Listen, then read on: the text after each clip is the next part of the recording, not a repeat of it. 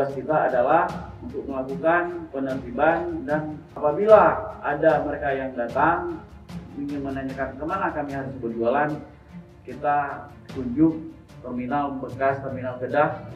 Silakan kalau mereka ingin berjualan di sana, itu kita perbolehkan. Kemudian hari ini yang kita lakukan adalah tetap dengan persuasif dan humanis, tidak dengan cara yang kekerasan. Kita minta mereka untuk baik-baik, bahwa kita ingin mengembalikan fungsi jalan umum.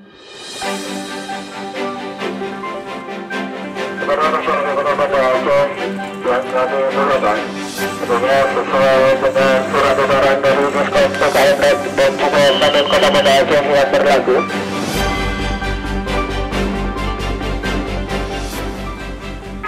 Kepada seluruh para pedagang untuk tidak menjajankan jajanannya di seputaran Masjid Raya, karena yang pertama adalah ini sangat mengganggu ketertiban umum, terutamanya adalah lalu lintas. Kemudian di Jalan Tentara Pelajar juga ini para pedagang baju saya lihat yang menggunakan roda 4 atau roda 3, itu kita mintakan mereka untuk silakan berjualan di yang tempat sudah kita sediakan, yaitu di bekas terminal Kedah di Kampung Baru.